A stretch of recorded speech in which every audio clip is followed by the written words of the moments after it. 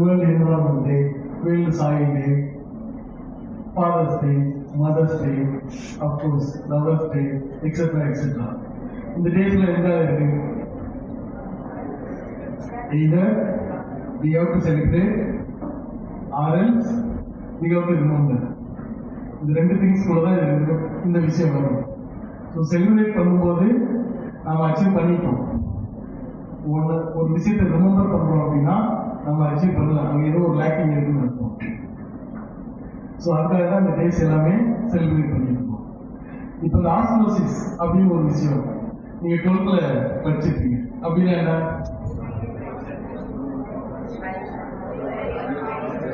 higher molecules towards lower. இந்த balancing வந்து உலகத்தில் நடந்துகிட்டே இருக்கும், எல்லா விஷயத்திலுமே நடந்துருக்கும். That is called osmosis. இப்போ நம்ம பூமியில, நம்ம இந்தியாவில் சீசன்ஸ் எப்படி கிரியேட் ஆகுதுன்னு தெரியுமா? சீசன்ஸ் மொத்தம் எத்தனை சீசன் இருக்கு நம்ம இந்தியாவுக்கு? There are 2 seasons, North East, South West. இது 2 சீசன் ஆகுது. இப்போ இது பூமியில வச்சுக்கலாம், இந்த பக்கம் சூரியன் இருக்கு அப்படின்னு திங்க் பண்ணிக்கோங்க. ஓகே, நம்ம பூமி வந்து 23 டிகிரி சாய்ந்து இருக்கு. அதுதான் டவுட் இருக்கா? 23 டிகிரி சாய்ந்துதான்.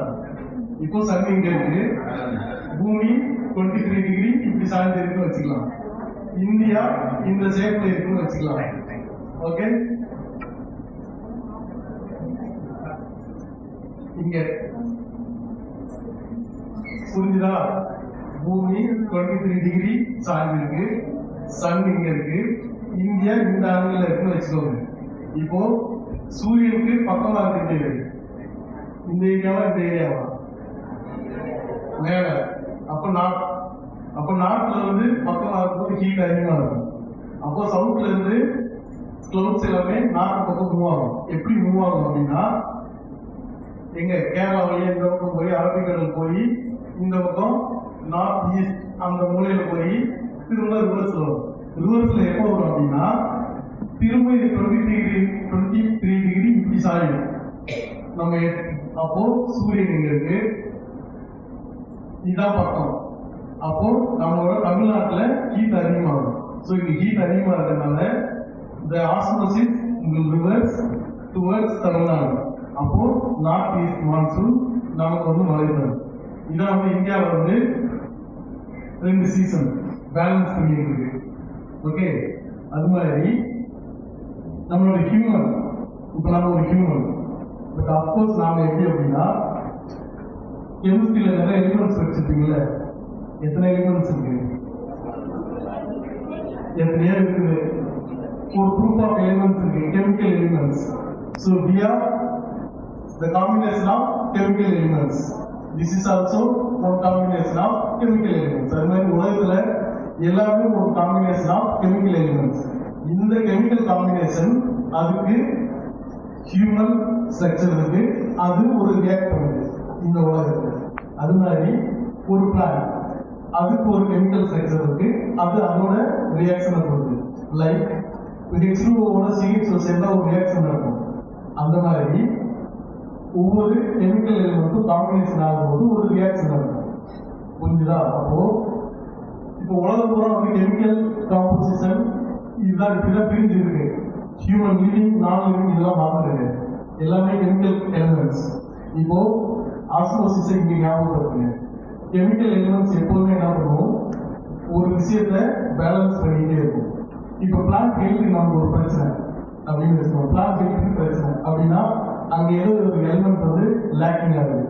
அப்போ அந்த எலிமெண்ட்டை சரி பண்ணுறதுக்கு இன்னொரு எலிமெண்ட் வந்து இன்னொரு இடத்துல இருந்து வரும். அப்படி வர்றதுனால தான் நமக்கு கவலையா இருக்கு. பிளான்ட் ஹெல்த்துக்கு ஏதோ ஆச்சு, பூச்சி அடிச்சிருச்சு, டிசீஸ் வந்துருச்சு, இல்ல சுனாமி வந்துருச்சு, இல்ல டெம்பரேச்சர் இன்க்ரீஸ் ஆயிடுச்சு, இப்படின்னு உலகத்தில் உள்ள பிரச்சனை எல்லாத்துக்குமே ஹியூமன் பீயிங் கிட்ட இருந்து some elements reacting towards environment. அப்படி ரியாக்ட் பண்றதுனால இப்போ வந்து ஒரு பிளான்ட் சிஸ்டத்துக்கு ஒரு 30 எலிமெண்ட் தேவை அப்படின்னு வச்சுக்கலாம். human being கிட்ட 10 element இருக்குன்னு வச்சுக்கலாம்.